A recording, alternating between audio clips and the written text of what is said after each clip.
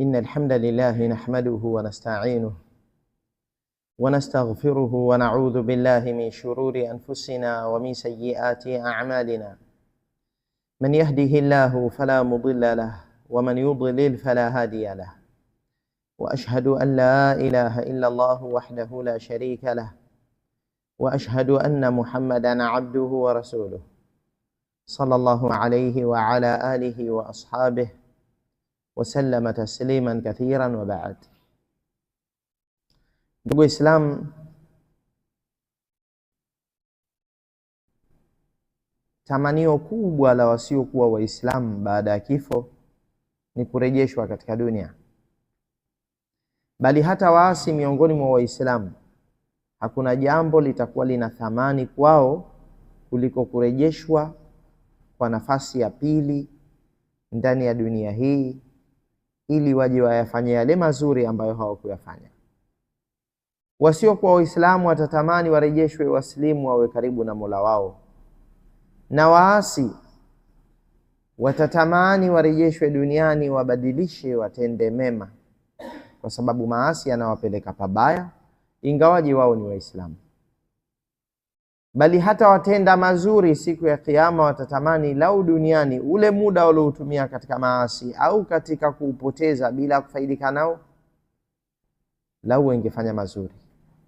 Lakini darasa yetu hii ni 5 mawatin yasalu al-kuffaru ar-raj'ata fiha,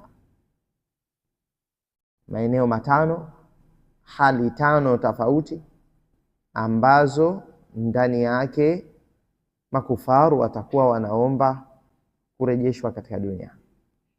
Hali 5 tofauti zitawakuta ndani ya hali hizo, wataomba warejeshwe duniani, au sehemu 5. Katika kila sehemu ndani ya sehemu 5 hizo wataomba warejeshwe duniani. Sehemu ya kwanza, wakati wa kukata roho.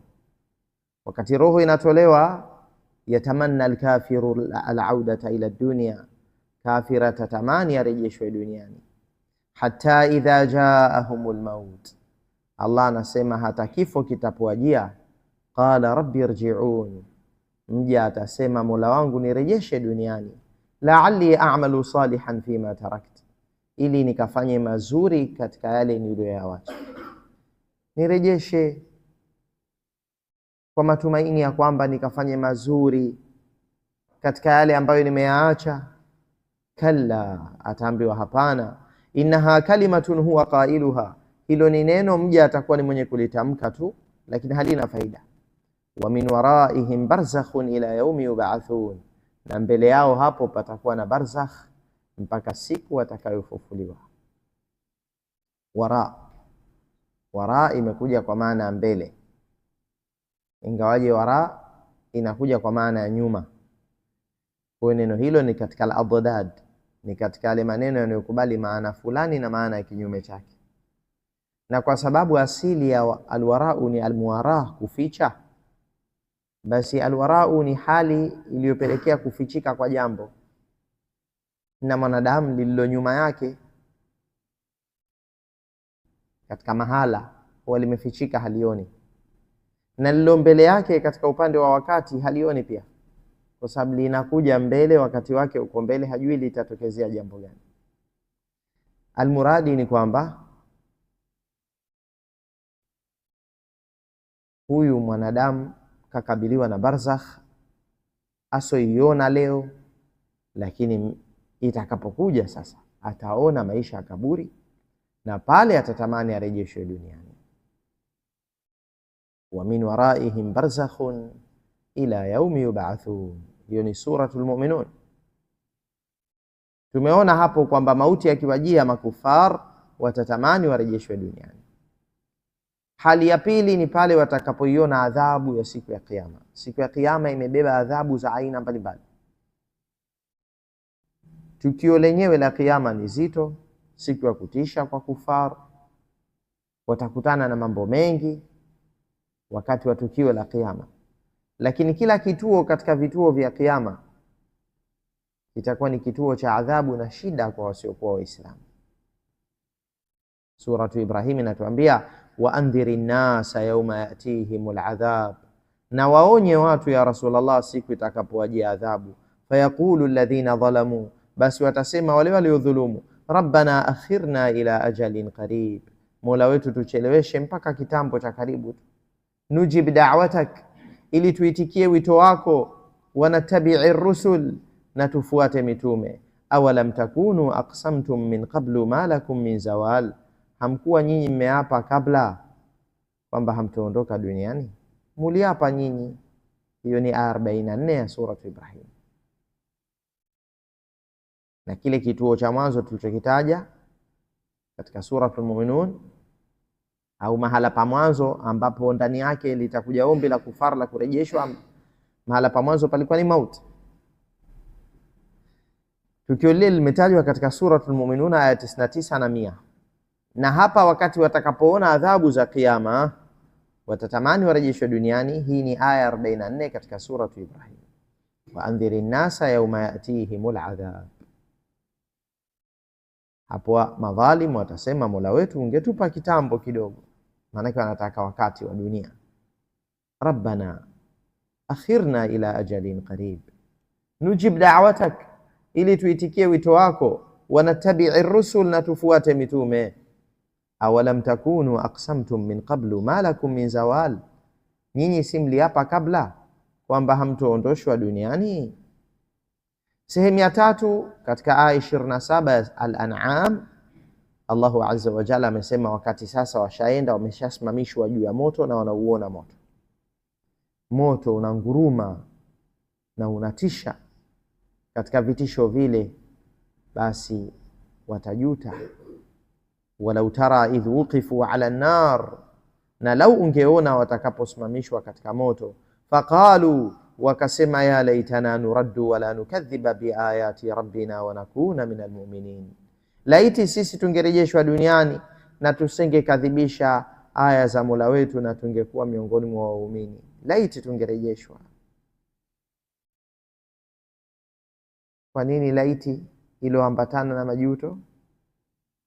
Kwa sababu wameona vishindo vya moto, na mwanadamu hawezi kuungua. Hauwezi moto wa dunia, atauweza vipi moto wa akhira ambao ni mkali zaidi?